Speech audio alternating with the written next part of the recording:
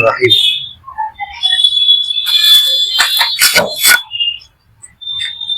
اب علماء بعمل کے فضائل کی روایت مذکور ہوتی ہے۔ پہلی روایت، کثیر بن قیس نے حضرت ابو درداء رضی اللہ تعالیٰ عنہ سے ایک بڑی حدیث میں روایت کیا ہے کہ میں نے رسول اللہ صلی اللہ علیہ وسلم سے سنا کہ عالم کے لیے تمام مخلوق آسمان اور زمین کی اور پانی میں مچھلیاں استغفار کرتی ہے، اور عالم کی فضیلت عابد پر ایسی ہے جیسے 14ویں رات کے چاند کی فضیلت دوسرے کواکب پر، اور علماء وارث ہے انبیاء کے، اور انبیاء نے دینار اور درہم میراث میں نہیں چھوڑا، صرف علم کو میراث چھوڑا ہے، سو جس نے اس کو حاصل کیا اس نے پورا حصہ حاصل کیا۔ روایت کیا اس کو احمد، ترمذی اور ابو داؤد اور ابن ماجہ نے۔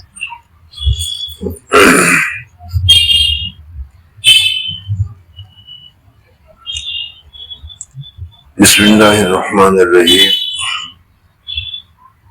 الحمدللہ رب العالمین والصلاة والسلام علی سید الانبیاء والمرسلین محمد وآلہ وصحبہ اجمعین، اما بعد۔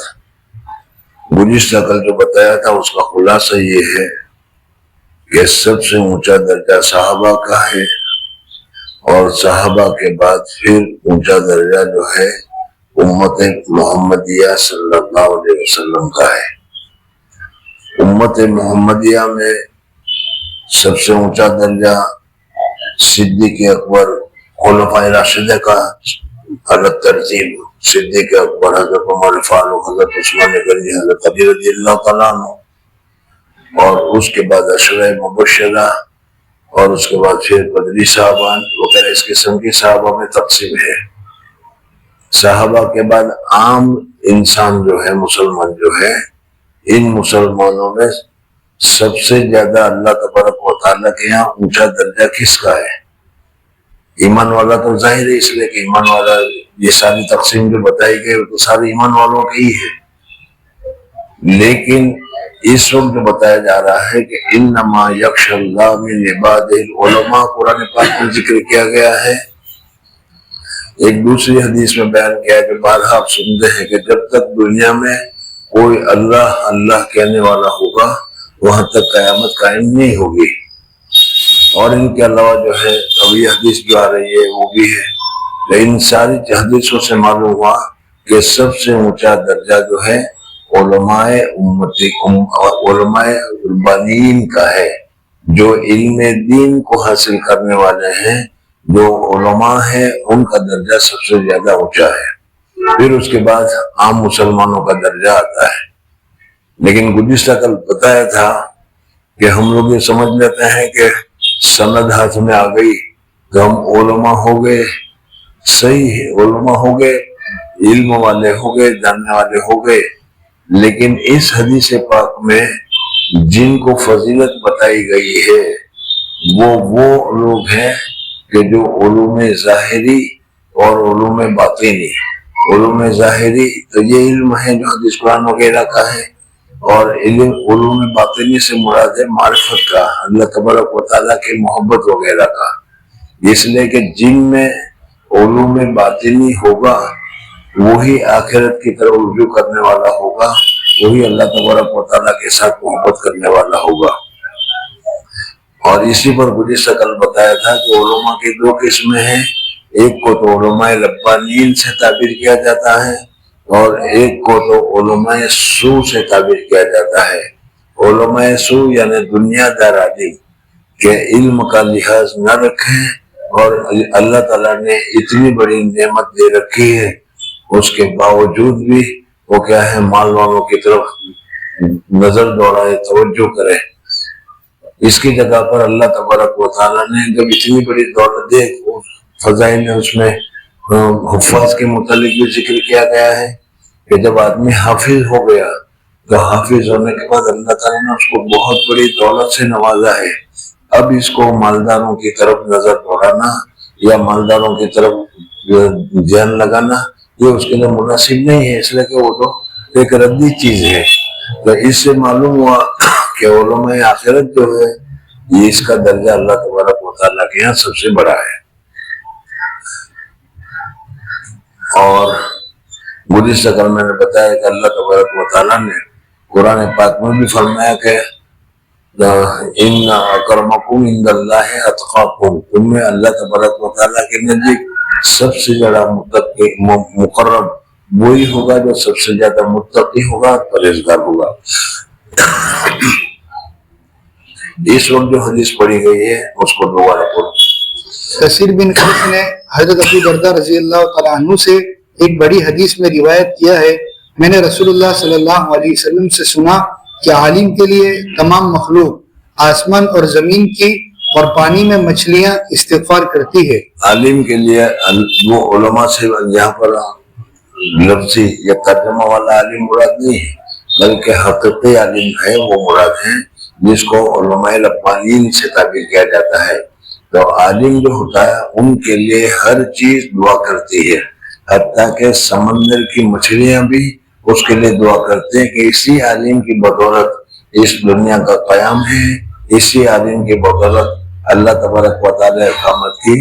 حدیث میں بھی آتا ہے کہ قیامت تک ایک قوم، ایک جماعت ہمیشہ حق پر باقی رہے گی، لا یخاف لومۃ لائم، کسی ملامت کرنے والے کے ملامت کی وہ پرواہ نہیں کرے گی۔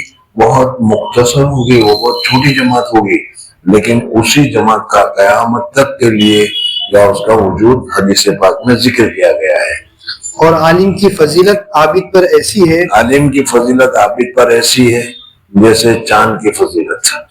چاند جو ہے وہ پوری دنیا کو روشن کر دیتا ہے، ستارے بھی روشنی دیتے ہیں، لیکن اس کی روشنی کم ہے۔ عابد عبادت کرتا ہے لیکن اس کی عبادت سے صرف اسی کو فائدہ ہوتا ہے، بخلاف عالم کے کہ عالم کے علم سے اس کو بھی فائدہ ہوتا ہے، دوسروں کو بھی فائدہ ہوتا ہے۔ جی، اور علماء وارث ہے انبیاء کے۔ تیسری بات یہ بتائی کہ علماء ورثۃ الانبیاء ہے، اس لیے کہ انبیاء کرام جو ہے وہ جس دین کو، جس علم کو، جس کتاب کو، جس معرفت کو لے کر آئے ہیں، ان کو اٹھانے والی یہ قوم ہے۔ اس وجہ سے گویا کہ یہ حضور اکرم صلی اللہ علیہ وسلم کے وارث ہوئے، اور جو رسول کا وارث ہے اس کا درجہ ظاہر بات ہے بہت ہی اونچا ہوگا۔ اس وجہ سے الانبیاء ورثۃ العلماء ورثۃ الانبیاء۔ جی، اور انبیاء نے دینار اور درہم میراث میں نہیں چھوڑا، صرف علم کو میراث چھوڑا ہے، سو جس نے اس کو حاصل کیا اس نے پورا حصہ حاصل کیا۔ دوسری روایت حضرت عبداللہ بن عمرو سے روایت ہے کہ رسول اللہ صلی اللہ علیہ وسلم کا گزر 2 مجلسوں پر ہوا جو آپ کی مسجد میں بیٹھے تھے، ان میں ایک یہ حدیث بھی بار بار آپ حضرات نے سنی ہوگی، تو فضائل میں بھی ذکر کیے گئے کہ حضور اکرم صلی اللہ علیہ وسلم مسجد میں تشریف لائے، تو ایک جگہ پر بیٹھا کر لوگ تلاوت میں مصروف تھے، تسبیحات پڑھنے میں مصروف تھے، یعنی اللہ کے ذکر میں مصروف تھے، اور ایک جماعت ایسی تھی جو پڑھنے پڑھانے میں مصروف تھی۔ حضور اکرم صلی اللہ علیہ وسلم پڑھنے پڑھانے کی مجلس میں بیٹھ گئے اور کہا گیا کہ اللہ تعالیٰ نے مجھے معلم بنا کر بھیجا ہے، اس وجہ سے میں تمہاری مجلس میں بیٹھتا ہوں۔ جی، آپ صلی اللہ علیہ وسلم نے فرمایا یہ دونوں اچھے ہیں اور ان میں ایک بنسبت دوسرے کے افضل ہے، سو یہ لوگ یعنی عابد جو ہیں تو اللہ تعالیٰ سے دعا کرتے ہیں اور اس کی طرف التجا کرتے ہیں، سو اگر چاہے ان کو دے دے اور اگر چاہے نہ دے۔ اور یہ دوسرے لوگ یعنی عالم جو ہیں تو دین کے احکام یا فرمایا علم کی باتیں سیکھ رہے ہیں اور جاہل کو سکھلاتے ہیں، سو یہ زیادہ افضل ہے، اور میں بھی تعلیم کنندہ ہی ہو کر مبعوث ہوا ہوں۔ پھر آپ ان لوگوں میں بیٹھ گئے تاکہ معلوم ہو جائے کہ یہ جماعت خاص آپ کی ہے۔ روایت حضور صلی اللہ علیہ وسلم جس طریقے سے معلم بنا کر بھیجے گئے تھے، یعلمون الکتاب والحکمہ وغیرہ، اس طریقے سے حضور صلی اللہ علیہ وسلم نے فرمایا کہ یہ لوگ پڑھنے پڑھانے میں لگے ہوئے ہیں، یہ لوگ عابد ہیں، وہ عبادت کر رہے ہیں، دعا مانگ رہے ہیں اللہ تبارک و تعالیٰ سے، اللہ تبارک و تعالیٰ دعا قبول کرے تو جو مانگے وہ مل رہا ہے، نہیں تو نہیں بھی ملے گا، لیکن اس کا فائدہ انہی تک ہوگا۔ اور یہ حضرات جو ہے پڑھنے پڑھانے میں لگے ہوئے ہیں، یہ دوسروں کو بھی فائدہ پہنچا رہے ہیں، اور حضور صلی اللہ علیہ وسلم نے فرمایا کہ مجھے بھی اللہ تبارک و تعالیٰ نے معلم بنا کر بھیجا ہے۔ اس وجہ سے حضور اکرم صلی اللہ علیہ وسلم اس جماعت میں جو پڑھنے پڑھانے والے تھے اس میں بیٹھ گئے اور کہا کہ میں ان لوگوں کے ساتھ ہوں۔ جی، تیسری روایت حضرت حسن بصری رحمۃ اللہ علیہ سے روایت ہے کہ رسول اللہ صلی اللہ علیہ وسلم سے 2 شخصوں کی نسبت پوچھا گیا جو بنی اسرائیل میں تھے، ایک تو عالم تھا کہ فرض ماں اس کے ضروری متعلقات کے پڑھ لیتا اور پھر لوگوں کو دین کی تعلیم دینے بیٹھ جاتا، اور دوسرا دن بھر روزہ رکھتا اور رات بھر عبادت کرتا، سو ان میں کون افضل ہے؟ رسول اللہ صلی اللہ علیہ وسلم نے فرمایا کہ یہ جو عالم تھا جو فرض ماں اس کے ضروری متعلقات کے پڑھ لیتا اور پھر لوگوں کو دین کی تعلیم دینے بیٹھ جاتا، اس کی فضیلت اس عابد پر جو دن بھر روزہ رکھتا ہے اور رات بھر عبادت کرتا ہے ایسی ہے جیسے میری فضیلت تم میں سے ادنا شخص پر۔ روایت کیا اس کو دارمی نے۔ یہ بھی اسی حدیث صاحب واضح ہے کہ حضور اقدس صلی اللہ علیہ وسلم نے بنی اسرائیل کے واقعات میں ذکر کیا کہ ایک آدمی عبادت کرتا ہے اور ایک آدمی تعلیم اور تعلیم کا کام کرتا ہے۔ تعلیم کے تعلق میں جو ترجمہ تم نے سننا اس میں وہ فرائض پر ادا کرتا ہے۔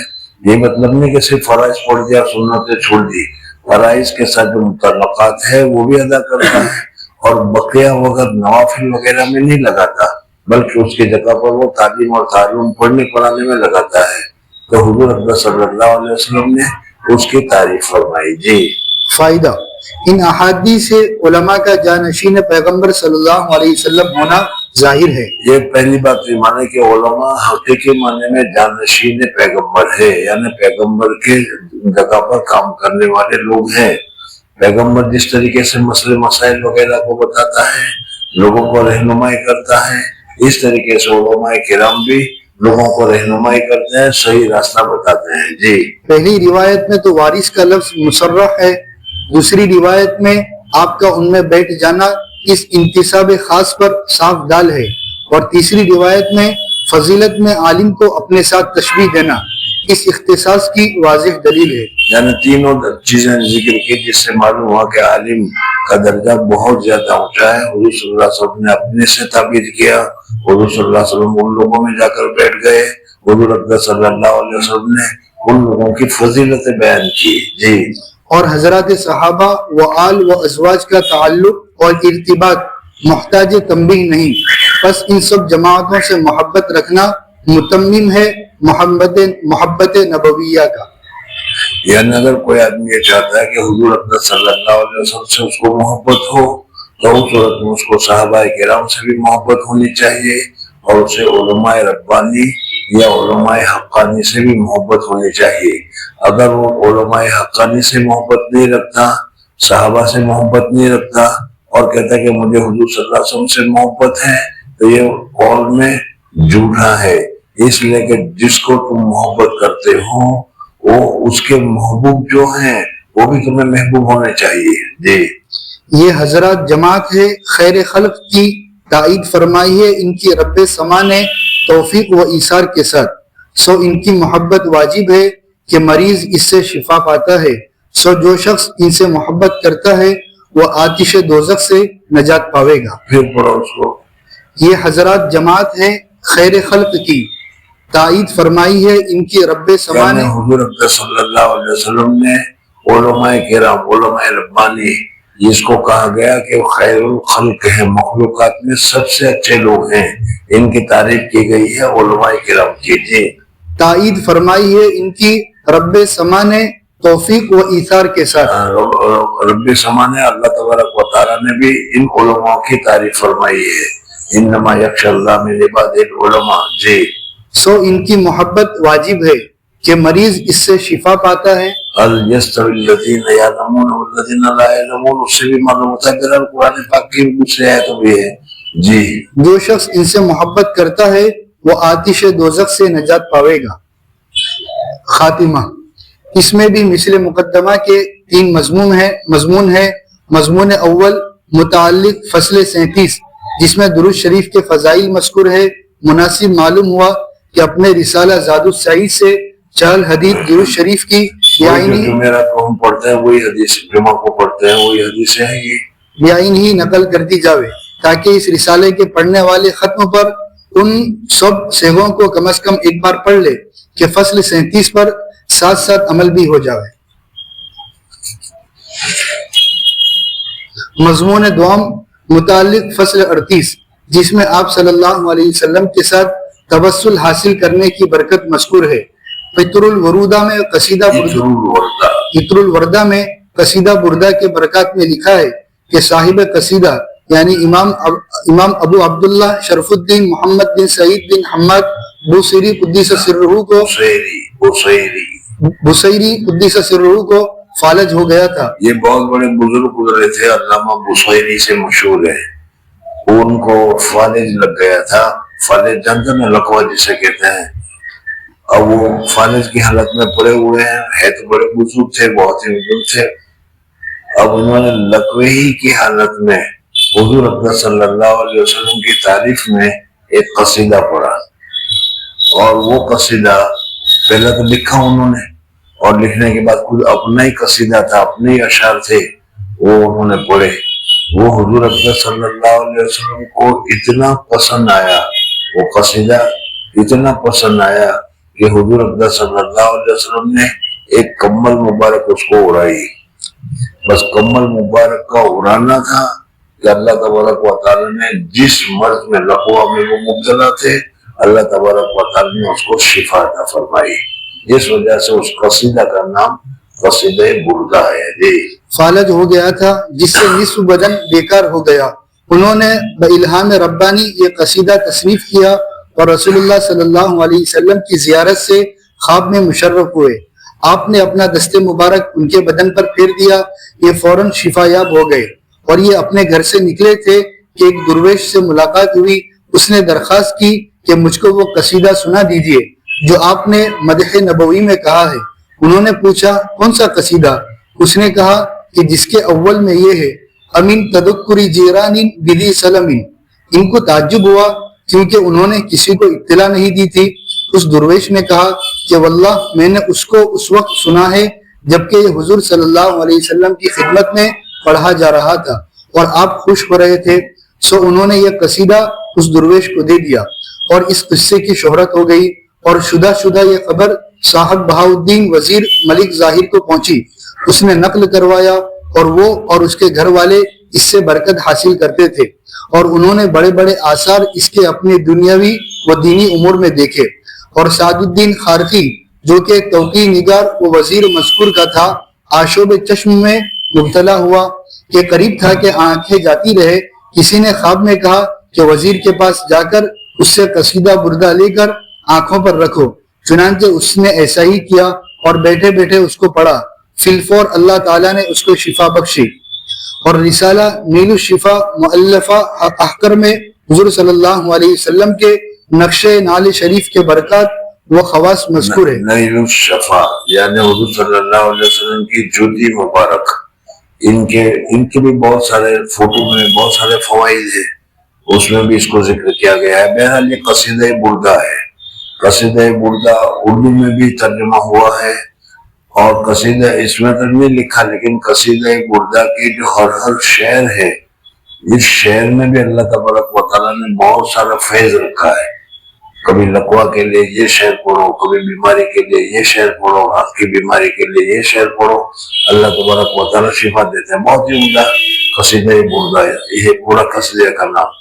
جی جب صرف ان الفاظ میں جو کہ آپ کے معنی و مدح کی صورت و مثال میں ہیں، اور پھر ان نقوش میں جو کہ ان الفاظ پر دال ہے، اور اس ملبوس میں جو کہ آپ کی نال ہے، اور پھر ان نقشوں میں جو کہ ان نال کی تمثال ہے، یہ دولت ہائے لازوال اور نعمت ہائے بے مثال ہے، سو خود آپ کی ذات مجموع الکمالات و اسم جامع البرکات سے توسل حاصل کرنا اور اس کے وسیلے سے دعا کرنا کیا کچھ نہ ہوگا۔ مضمون سوم متعلق فصل 39 و 40۔ اس میں بعض درود شریف کے صیغے توسل کے سلسلے میں نے اس وقت بتایا تھا آپ لوگوں کو کہ توسل جائز ہے، کہ قبر پر بھی جاؤ تم اور قبر پر جا کر کہو کہ خواجہ بیٹا دے دو، شادی کرا دو، یہ تو ناجائز ہے، سمجھا نہیں۔ لیکن اگر اللہ تعالیٰ سے یہ دعا کرو کہ اللہ تعالیٰ اس بزرگ کے وسیلے سے میں دعا کرتا ہوں، میری یہ دعا تو قبول کر، اللہ دعا قبول کرنے والا اللہ تعالیٰ ہے، دینے والا بھی اللہ تبارک و تعالیٰ ہے، تو یہ توسل جائز ہے، اس میں کوئی ممانعت نہیں ہے۔ دوسری بات یہ بتائی تھی، توسل زندہ آدمی سے بھی درست ہے اور توسل مردہ آدمی سے بھی درست ہے۔ زندہ آدمی کا واقعہ بیان کیا تھا حضرت عمر فاروق رضی اللہ تعالیٰ عنہ کا کہ حضرت عباس کے ذریعے سے انہوں نے وسیلہ پکڑا، اور صرف توسل آدمی کا ہونا بھی ضروری نہیں، نیک عمل کے ذریعے سے بھی اگر تم توسل پکڑنا چاہو تو جائز ہے۔ بخاری میں پوری حدیث موجود ہے کہ 3 آدمی پہاڑ میں بند ہو گئے تھے، ہر ایک نے اپنا اپنا جو مخصوص عمل تھا اللہ تبارک و تعالیٰ کی رضا کے لیے کیا تھا وہ انہوں نے بتایا، تو اللہ تبارک و تعالیٰ نے اس کو نجات عطا فرمائی، چھٹکارا عطا فرمایا۔ تو توسل جائز ہے لیکن اس میں غلو کرنا ناجائز ہے، یہ دوسری بات ہے۔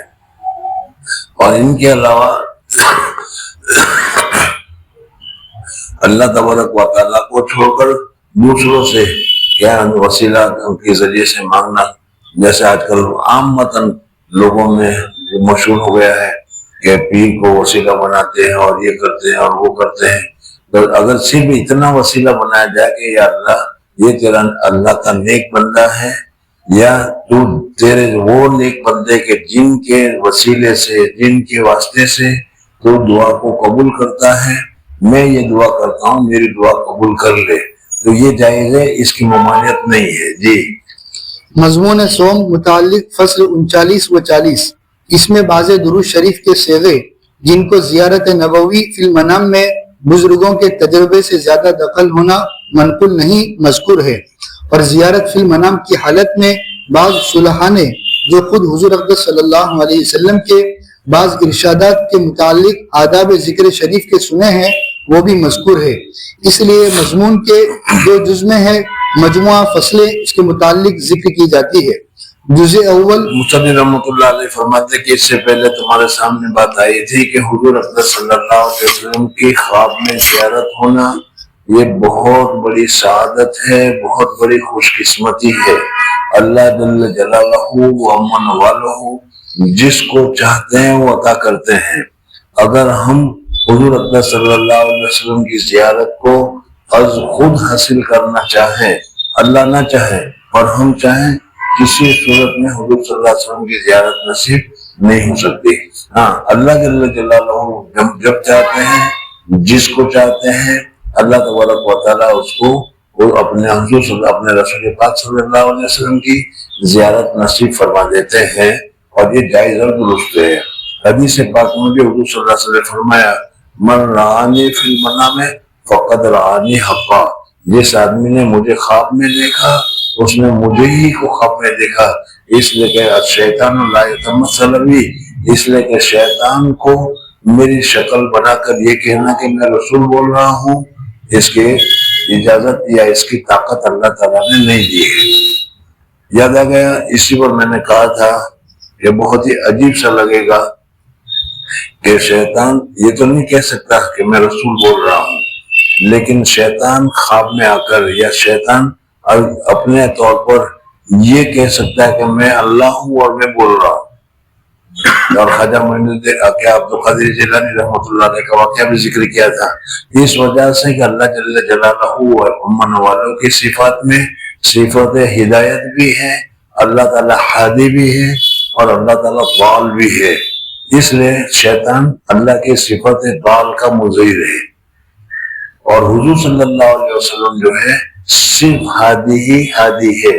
حضور اقدس صلی اللہ علیہ وسلم کی کوئی سنت، حضور اقدس صلی اللہ علیہ وسلم کا کوئی عمل، حضور اقدس صلی اللہ علیہ وسلم کی کوئی بات گمراہی ہے ہی نہیں، ہدایت ہی ہدایت ہے۔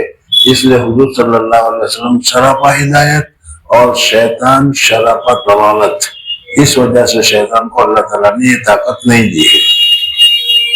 اب اس کے بعد پھر ایک بات آئی کہ اگر حضور صلی اللہ علیہ وسلم کی کسی نے خواب میں دیکھا اور اس طریقے پر جس طریقے پر حدیث پاک میں حضور اقدس صلی اللہ علیہ وسلم کا حلیہ ہے اس کے خلاف دیکھا تو اس کا کیا حکم ہے، اور اس کے متعلق بھی بتایا تھا کہ جس کیفیت پر بھی جس حالت پر بھی اگر اس نے خواب میں دیکھا اور حضور صلی اللہ علیہ وسلم کو دیکھا، یعنی خواب میں اسے کہا گیا یا اس کے دل نے فیصلہ کر دیا کہ یہ حضور صلی اللہ علیہ وسلم ہے، تو وہ حضور صلی اللہ علیہ وسلم ہی ہے، چاہے جس حالت میں دیکھا ہو۔ علماء فرماتے ہیں کہ اگر حدیث پاک میں جو حضور صلی اللہ علیہ وسلم کے ہاں سر مبارک، گال اور حیت مبارک ذکر کی گئی ہے، اگر اسی کے مطابق دیکھے تو فبیہا، لیکن بعض مرتبہ اس کے خلاف بھی دیکھتے ہیں، تو یہ خلاف دیکھنا بھی حضور صلی اللہ علیہ وسلم ہی کو دیکھنا ہے، اور اس کی مثال یہ بیان کرتے ہیں کہ یہ دیکھنے والے کا قصور ہے۔ جو دیکھنے والا ہے اس کی آنکھ میں یہ نہیں، دل کی آنکھ میں، یعنی اس کے دل میں خرابی ہے، دل میں امراض ہے، دل میں حسد ہے، بغض ہے، کینہ ہے، کپٹ ہے، دنیا کی محبت ہے، یعنی قلب خالص نہیں ہے۔ اس وجہ سے اگر وہ دیکھے گا تو جیسے کہ چشمہ اگر لال رنگ کا پہنا ہو تو ساری چیزیں لال نظر آئے گی، کالے کلر کا چشمہ پہنا ہو تو ساری چیزیں کالی نظر آتی ہے۔ تو اس طریقے سے یہ دیکھنے والے کا قصور ہے کہ حضور صلی اللہ علیہ وسلم کو غیر طریقے پر دیکھا۔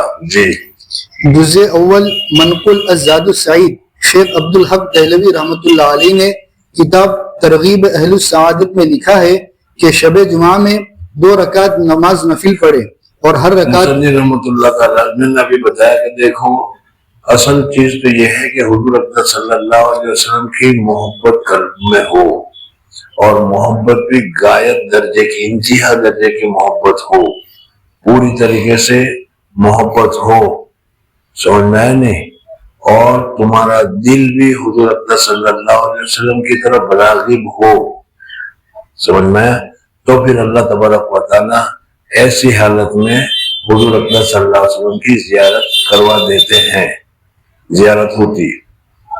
اگر کوئی آدمی یہ چاہے کہ مجھے حضور صلی اللہ علیہ وسلم کی زیارت کرنا ہے تو اس کے لیے کوئی تعویذ نہیں ہے، اس کے لیے کیا ہے، کوئی وظیفہ نہیں ہے، باقی یہ ہے کہ کرنا ہے تو وظیفے میں ہے، بتائیں گے ابھی کرو، لیکن اس کرنے سے کہ 100% ڈیفینیٹلی جو سمجھ رہے ہو وہ نہیں ہے، ہاں اللہ چاہے گا تو دکھلائی دیں گے، سمجھنا ہے نہیں۔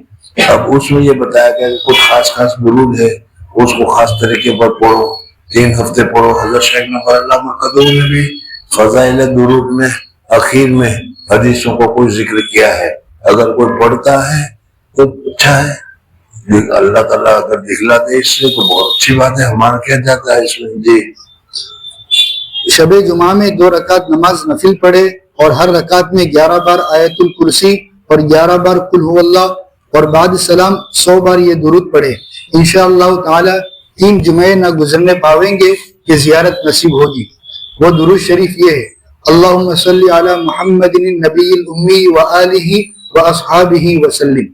دوسرا، شیخ موصوف نے لکھا ہے کہ جو شخص 2 رکعت نماز پڑھے، ہر رکعت میں بعد الحمدللہ کے 25 بار قل هو اللہ اور بعد سلام کے یہ درود شریف 1000 مرتبہ پڑھے، دولت زیارت نصیب ہو، وہ یہ ہے: صلی اللہ علی النبی الامی۔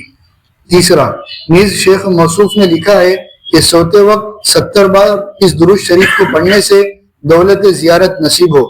اللہم صلی علی سیدنا محمد بحر انوارک معدن اسرارک ولسان حجتک وعروس مملکتک وامام حضرتک وطراز ملکک وخزائن رحمتک وطریق شریعتک المتلذذ بتوحیدک انسان عین الوجود والسبب فی کل موجود عین اعیان خلقک المتقدم من نور ضیائک صلاة تدوم بدوامک وتبقى ببقائک لا منتہى لها دون علمک صلاة ترزیک وترزیہ وترضى بها عنا یا رب العالمین۔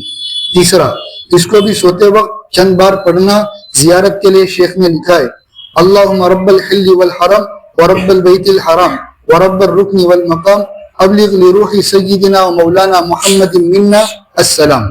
مگر بڑی شرط اس دولت کے حصول میں سب کے لیے یہ مرمان ہے، جیسا بھی میں نے کہا کہ یہ ابھی آپ نے سن لیا، یاد بھی کر لیا، نوٹس بھی کر لیا اور کرنا شروع بھی کر دیا۔ یہ 3 ہفتے کیا، پہلی حدیث میں جو بتایا وہ، دوسرا روز کرتے رہے، سال گزر گیا، اب تم کہتے کہ بھائی ہم کو سال بھر ہو گئے لیکن زیارت ہم کو ہوئی نہیں، سمجھنا ہے نہیں۔ تو یہ ہے کہ اس پڑھنے سے امید تو ہے کہ دکھائی دیں گے، زیارت ہوگی، لیکن میں نے پہلے کہا کہ یہ زیارت اللہ تبارک و تعالیٰ کے قبضے قدرت میں ہے۔ اللہ جس کو چاہتے ہیں، جس کو مناسب سمجھتے ہیں اس کو دیتے ہیں، اور جس کو مناسب نہیں سمجھتے اس کو نہیں دیتے ہیں۔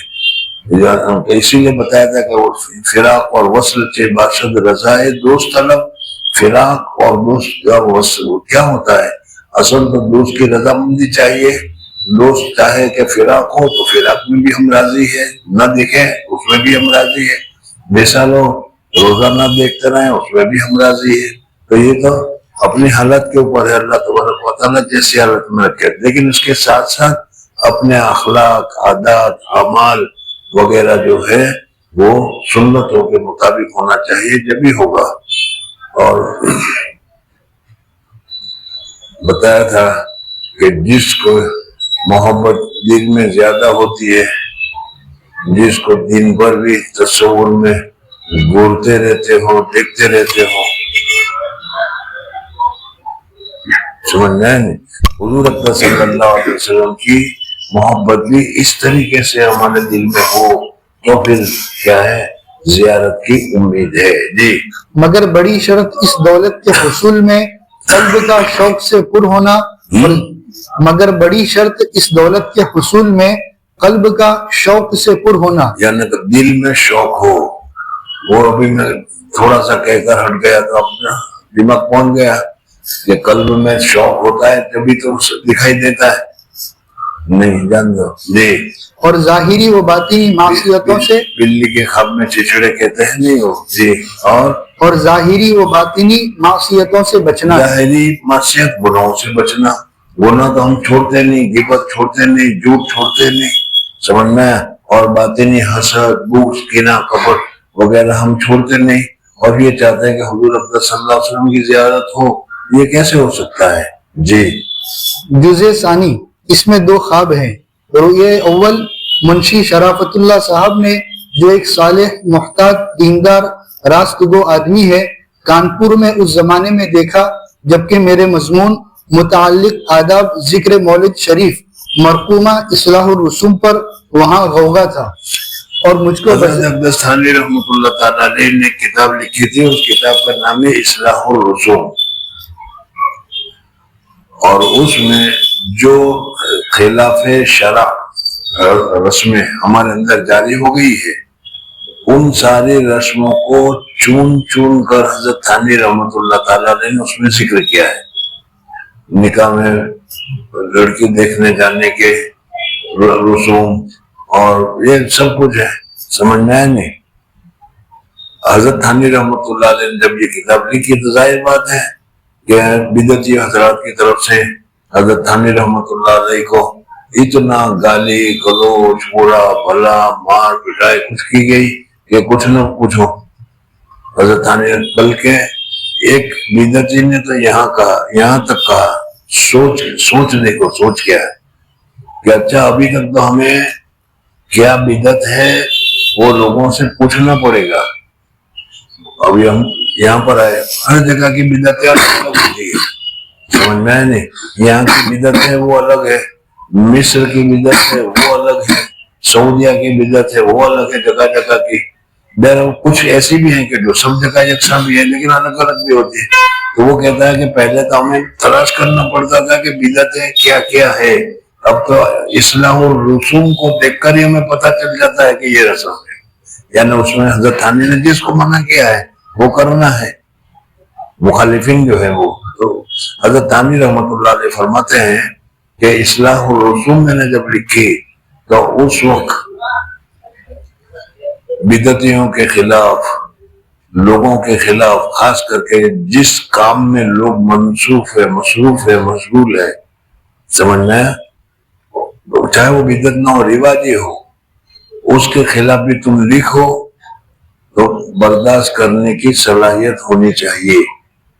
اس لیے کہ تعریف تو ہوگی اللہ تبارک و تعالیٰ کے یہاں، دنیا میں بھی اللہ تعالیٰ ہو سکتا ہے تعریف کرا دے، لیکن عمومی طور پر تو ہوتا ہے کہ لوگوں سے گالیاں ہی کھانی پڑتی.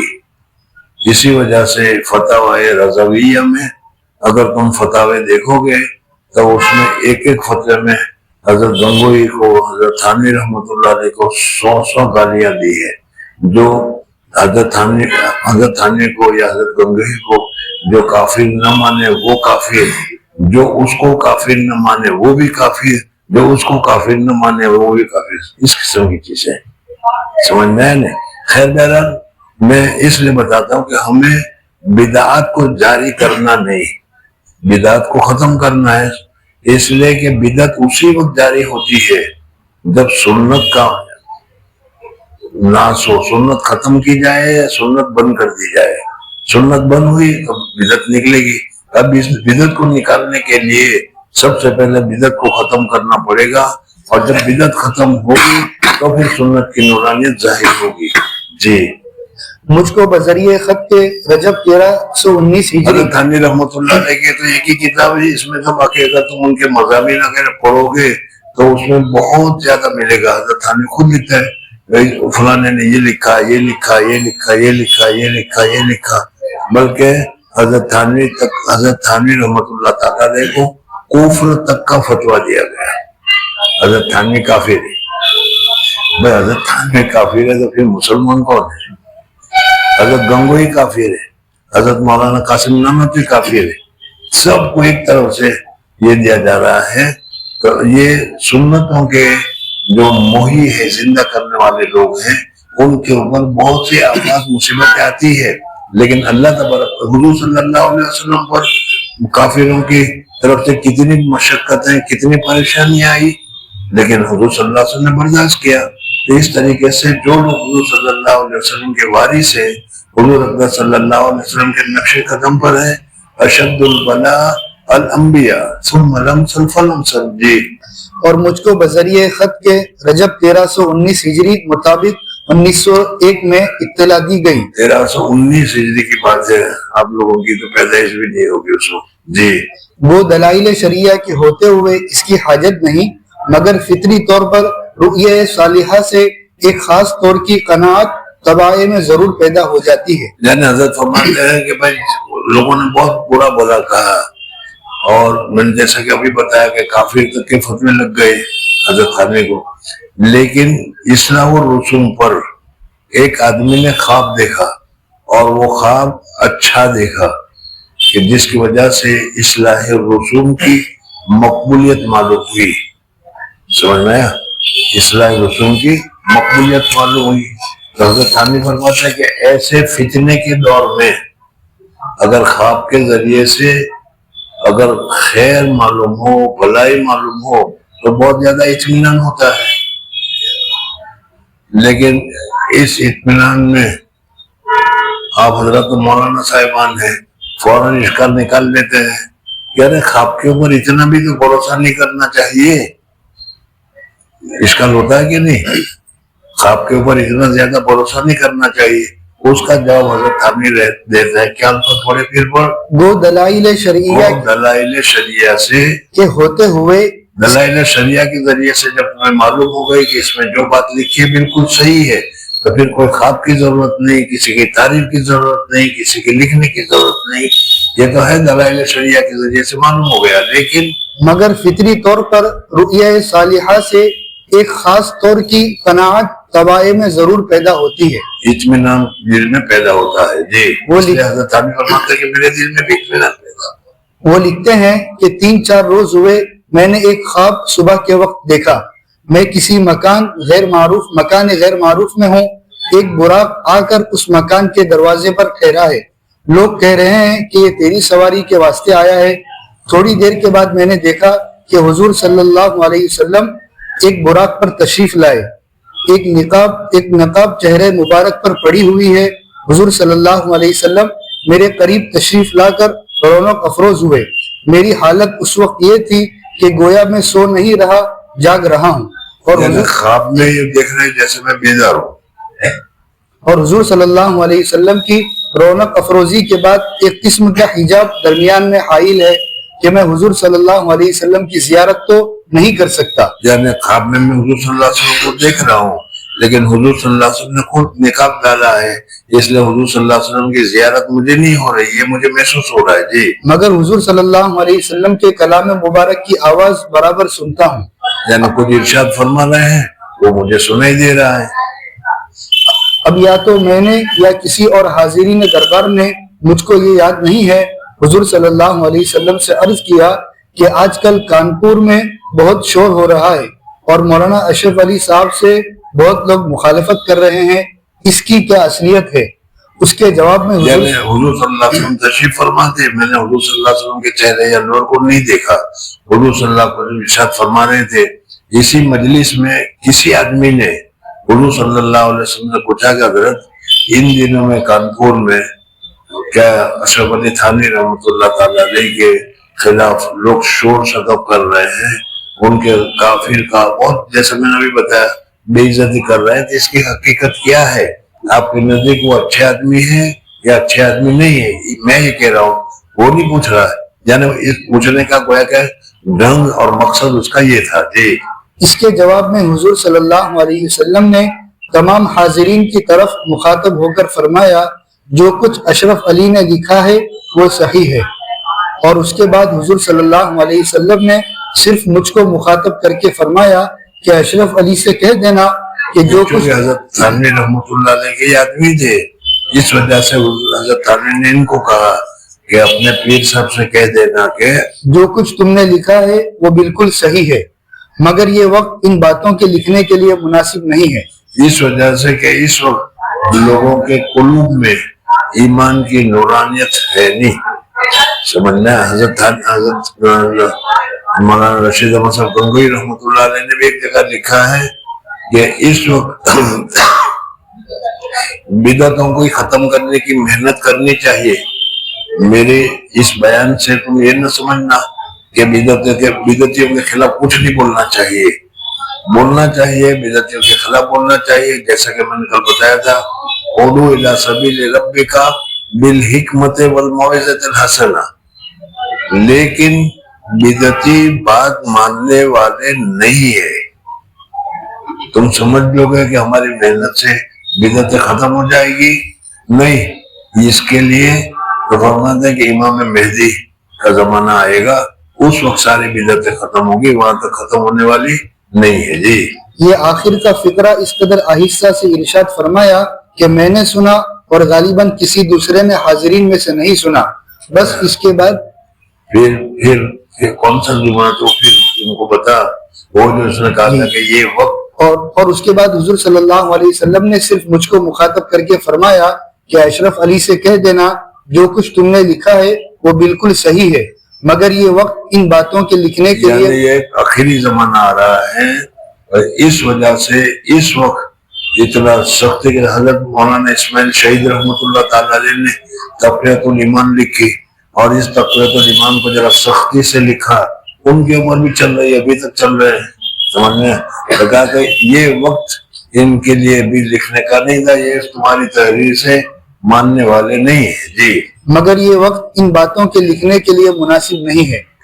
وہ دیکھنے والا کہہ رہا ہے کہ حضور صلی اللہ علیہ وسلم نے یہ جب جملہ کہا تو پھر میں نے سنا، دوسرے حاضرین نے اس لفظ کو نہیں سنا۔ جی یہ آخر کا فقرہ اس قدر آہستہ سے ارشاد فرمایا کہ میں نے سنا اور غالباً کسی دوسرے نے حاضرین میں سے نہیں سنا۔ میں پھر اس پر یہ کہہ رہا ہوں کہ تم اس سے یہ نہ سمجھ لینا کہ بھائی حضور صلی اللہ علیہ وسلم کی سنت، حضور اقدس صلی اللہ علیہ وسلم کی سنت، حضور اقدس صلی اللہ علیہ وسلم کے شریعت کے احکامات چاہے کتنے توڑے کیوں نہ جا رہے ہو، توڑنے والے کتنے ہی مضبوط کیوں نہ ہو، ہمیں اپنے اپنے حوصلے کے مطابق حضور اقدس صلی اللہ علیہ وسلم کے شریعت کے خلاف رسم و رواج سے اپنے طور پر کیا ہے مقابلہ کرنا چاہیے۔ اب ہم ہی دب جاتے ہیں، شادی کے موقع پر ابا نہیں مانتا، امی نہیں مانتی، رشتہ دار نہیں مانتے، اس لیے یہ کرنا پڑ رہا ہے۔ کرتے ہیں کہ نہیں؟ ہم نہیں کرتے تو اچھی بات ہے، باقی اس وقت یہ کہہ دو کہ نکاح میرا کام ہے، میں اس وقت نکاح کروں گا جب سنت کے مطابق نکاح ہوگا، تب سنت کے خلاف جتنی رسومات ہے میرے یہاں نہیں ہوگی۔ سمجھنا ہے؟ اگر تم لوگ کوئی بھی نہ ہو، کوئی حرج کی بات نہیں، امام صاحب نکاح پڑھا دیں گے، میں بیوی کو خود لے کر آؤں گا، پھر تو وہ میری بیوی ہو جائے گی، لیکن یہ کہنے کی ہمت ہونی چاہیے۔ اب ہم لوگ تو تقریر کرنے کے لیے بٹھاؤ، سمجھنا ہے؟ تو بڑے جوش سے بیان کر دیتے ہیں، لیکن جب عملی طور پر دیکھتے ہیں تو پھنسے ہوئے ہیں۔ میرا ایک دوست تھا، جامعہ کا فارغ تھا، میرے ساتھ ہم دونوں پڑھتے تھے، لیول سے وہ ادھر آ گیا تھا۔ میں جب آیا تو پھر اس کی شادی ہوئی، شادی نے مجھے بھی دعوت دی۔ اب مولوی صاحب آدمی، حافظ، قاری اور سب کچھ، اور دوست تھا، تو میں شادی میں گیا۔ جو شادی میں جا کر میں پھر مسجد میں بیٹھ گیا، باہر نکل ہی نہیں سکا۔ وہ اتنے پھول ڈالے ہوئے، اور یہ کیا ہاتھ میں انگوٹھیاں، وہ کوئی سالی نے پہنا ہی ہے، کوئی کسی نے پہنا ہی ہے۔ آپ لوگ جانتے ہیں کہ نہیں جانتے تو جانے دو۔ میں یہ کہنا چاہ رہا ہوں کہ خود مضبوط بنو، خود بدعت کو چھوڑو، تب بدعت جائے گی۔ باقی تم یہ چاہتے ہو کہ خود بدعت کرو اور دوسرے چھوڑ دیں، وہ کبھی جانے والی نہیں ہے۔ جی اس کے بعد میری آنکھ کھل گئی تو صبح کی نماز کا وقت تھا اور چہارشنبے کا دن رجب کی دوسری تاریخ تھی۔ جس قدر یاد تھا حرف بحرف عرض کیا گیا۔ تنبیہ، یہ ارشاد کہ یہ وقت ان باتوں کے لکھنے کے لیے مناسب نہیں ہے، الی آخری ہی براہ شفقت و بطور رخصت ہے۔ یعنی حضرت تھانوی رحمۃ اللہ علیہ فرماتے ہیں کہ حضور صلی اللہ علیہ وسلم نے فرمایا نا کہ بھائی یہ وقت ان کو سمجھانے کا نہیں ہے ابھی، سمجھنا ہے۔ تو یہ حضور صلی اللہ علیہ وسلم نے ہمارے نرمی، ہمارے حال پر رحم کرتے ہوئے فرمایا، اس لیے کہ اس وقت قوم ساری کی ساری بگڑی ہوئی ہے، اور جب تم کہو گے قوم گالیاں دے گی، قوم مارے گی، قوم تمہاری جان کے خطرے پر آ جائے گی، تمہارے اندر برداشت کرنے کی طاقت نہیں ہوگی، سمجھنا۔ حالات بگڑے ہوئے ہیں، قوم خراب ہے، اس وجہ سے۔ جی براہ شفقت و بطور رخصت ہے، حکم اور عظیمت نہیں۔ علاوہ دلائل، یعنی حکمت اور عظیمت نہیں ہے، اس لیے اگر تم اس سے استدلال کرنے چاہو کہ حضرت تھانوی رحمۃ اللہ تعالی علیہ نے حضرت حضور اکبر صلی اللہ علیہ وسلم نے خواب میں حضرت تھانوی کو یہ کہلوایا کہ ابھی اصلاح کرنے کا زمانہ نہیں ہے، تو ہم اصلاح چھوڑ دیتے ہیں، یہ تم استدلال نہ کرو۔ اس وجہ سے حضرت تھانوی رحمۃ اللہ علیہ فرماتے ہیں، جیسا میں نے کہا کہ اپنے طور پر کرو، اور میں کہہ رہا ہوں کہ اپنے سے شروعات کرو۔ ہم لوگ اپنے سے شروعات نہیں کرتے، اس لیے مشکل ہوتی ہے۔ جی علاوہ دلائل شرعیہ کے خود خواب ہی میں اس کا قرینہ موجود ہے، یعنی آہستہ سے ارشاد فرمایا نا۔ حضرت تھانوی رحمۃ اللہ علیہ فرماتے ہیں، ہوتا ہے نا کہ آدمی جب کوئی اپنا مطلب نکال لیتا ہے، ہمارے زمانے میں تو یہی ہوتا تھا کہ ایسا کوئی اپنا نکاح، تو مول صاحب منطق وہ پڑھے لکھے ہو گیا، مول صاحب نے منطق بڑی پڑھی ہے، منطق کی وجہ سے انہوں نے ایسا نقطہ نکال دیا۔ تو حضرت تھانوی رحمۃ اللہ علیہ جو یہ نقطہ نکال رہے ہیں کہ حالات اچھے نہیں ہیں، ہمارے شفقت کی وجہ سے حضور صلی اللہ علیہ وسلم نے منع کیا، اس کے لیے کہہ رہے ہیں کہ علاوہ دلائل شرعیہ کے خود خواب ہی میں اس کا قرینہ موجود ہے کہ حضور صلی اللہ علیہ وسلم نے دوسری بات تو زور سے فرمائی، اور یہ بات آہستہ فرمائی کہ دوسرے نہ سنے۔ یہ کس وجہ سے؟ اسی وجہ سے تو ہے یہ۔ جی یعنی آہستہ سے ارشاد فرمانا، ورنہ احکام کا مقتضا ثاہر ہے کہ اعلان ہے۔ میری اس رائے کی تقویت ایک کامل محقق جامع ظاہر و باطن شیخ سے بھی ہو چکی ہے۔ رؤیہ ثانیہ، کہ اس سے ایک عرصے کے بعد حافظ اشفاق رسول تھانوی جو وضوح و صدق رؤیا میں خاص مناسبت رکھتے ہیں، دیکھا۔ بعض آدمی ایسے ہوتے ہیں، یہ تو تمہیں بھی معلوم ہے کہ حدیث میں بھی حضور صلی اللہ علیہ وسلم نے فرمایا کہ نبوت کے بعد کچھ باقی نہیں رہے گا، صرف نبوت کا 46واں حصہ رؤیا صالحہ باقی رہے گا، سمجھ میں۔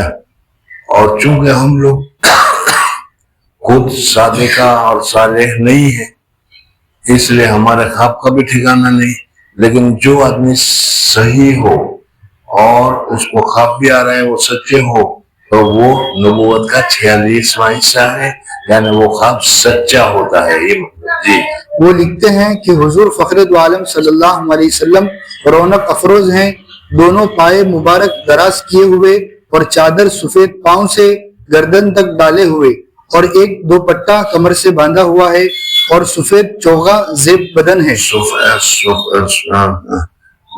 سفید چوغا चोखा नहीं, सफेद चौहा चे और गेन यानी जब्बा। जेब बदन है। कमतरीन ने सामने जाकर अर्ज किया, इरशाद हुआ कि जो शख्स हमारी तारीफ करके शफाअत चाहे हम उसकी शफाअत नहीं करेंगे, हम उसके शाफे होंगे जो हमारी अहादीस पर अमल करेगा। इससे तायद मुद्दा की माँ जियादत होती है, और वो जियादत ये है कि अगर मदह में तमाम तर जल्दी पूरा कर। अभी अगर मौका हुआ तो कल इस आपके ऊपर बयान करेंगे, वरना अभी पूरा हो जाए। चल, अगर मदह में तमाम तर रियायत व शराइत भी मलूज हो तब भी वो इत्तिबा से दर्जा मुताखिर में है। अब इस खात्मे को खत्म करता हूँ और इसके खत्मे के साथ रिसाला अल कासिम के एक मजमून को जो 1329 हिजरी के पर्चों में बज़ेल उन्वान इस्लाह 1329 हिजरी में जी हज़रत सल्लल्लाहु अलैहि वसल्लम करने का इरादा है, मुताला करने की 10 साल पहले की बात है जी। मुताला करने की तरगीब देता हूँ कि वो इस तमाम तर रिसाले की गर्ज का गोया मुलख्खस है। मजमून खात्मे का खत्म हुआ और खात्मे के साथ रिसाला नशर तीब खत्म हुआ, और अजीब इत्तेफाक है इस वक्त भी रबीउल अव्वल का महीना से शंबा का दिन दूसरा अशरा है। वल्हम्दुलिल्लाहि अव्वलन व आखिरन वस्सलातु अला रसूलिही बातिनन व ज़ाहिरन व अला आलिहि व सहबिही अल्लज़ीना कुल्लुम मिनहुम काना तय्यिबन व ताहिरन मा दामल गैसु मुतक़ातिरन वस्सहाबु मुतमातिरन। सबका तर्जुमा इनको समझ में ही गया होगा। ठीक है, अल्लाह तबारक व तआला का शुक्र है कि हमने नशरुद्दीन फी ज़िक्र नबी हबीब सल्लल्लाहु अलैहि वसल्लम आप हज़रत के सामने शुरू की थी। जिस वक्त शुरू की थी उस वक्त तो उम्मीद नहीं थी कि इतनी आसानी के साथ इतनी जल्दी पूरी भी हो जाएगी। आज अल्लाह जल्ल जलालहू व अमन वालों ने ये मौका भी दिया। जो कुछ सुना अल्लाह ताला मुझे भी और आप हज़रात को भी इस पर अमल करने के शहादत नसीब फरमाए। मैंने शुरू में बताया था कि नशरुद्दीन फी ज़िक्र नबील हबीब, इसकी शुरुआत करने के बहुत सारे मकासद बताए थे, लेकिन एक मकसद मैंने बताया था कि इस वक्त हमारे दिलों में हुज़ूर अक़दस सल्लल्लाहु अलैहि वसल्लम की मोहब्बत जितनी होनी चाहिए इतनी नहीं है, और इस न होने की वजह से सुन्नतों की तरगीब या सुन्नतों की कदर हमारे अंदर नहीं है। समझना है, बुजुर्गों से हमने सुना था कि अगर कोई आदमी नशरुद्दीन फी ज़िक्र नबील हबीब जिस मकसद के लिए पढ़ता है, अल्लाह ताला उसमें उसको कामयाबी अता फरमाते हैं। और मैंने बताया कि हमारा मकसद ये है कि अल्लाह तबारक व तआला की मोहब्बत हमारे दिलों में पैदा हो। बुजुर्गों और दोस्तों, हुज़ूर अक़दस सल्लल्लाहु अलैहि वसल्लम की मोहब्बत ही जिंदगी है। मजा इसी मोहब्बत में है, लिज्जत इसी मोहब्बत में है, फायदा इसी मोहब्बत में है। इस वजह से किसी न किसी तरीके से हुज़ूर अक़दस सल्लल्लाहु अलैहि वसल्लम की मोहब्बत को हासिल करने की कोशिश करनी चाहिए। मैंने बताया था, हज़रत शेख ने हमें बताया कि हुज़ूर सल्लल्लाहु अलैहि वसल्लम 3-3 पारे 4-4 पारे 2-2 घंटे 2-3 घंटे खड़े होकर कुरान पढ़ते थे। वो तो हमारे बस में नहीं है। पेट पर 2-2 पत्थर बांधते थे, वो भी हमारे बस में नहीं है। लेकिन हुज़ूर अक़दस सल्लल्लाहु अलैहि वसल्लम की दूसरी सुन्नत जो है, छोटी छोटी सुन्नत, दाहिना पाँव को पहला, बायां पाँव बाद में, कंघी करना वगैरह, बिस्मिल्लाह पढ़ना, हाथ धोना वगैरह, तो ये छोटी छोटी सुन्नतें जो है इसको हमें लाजमी तौर पर कंटिन्यूस तरीके पर हमको अमल करना चाहिए। समझना कि अल्लाह ताला मुझे भी और आप हज़रात को भी नसीब फरमाए। सुभान अल्लाह व बिहम्दिही, सुभान अल्लाह व बिहम्दिका, नशहदु अन ला इलाहा इल्ला अंता नस्तगफिरुका व नतूबु इलैक।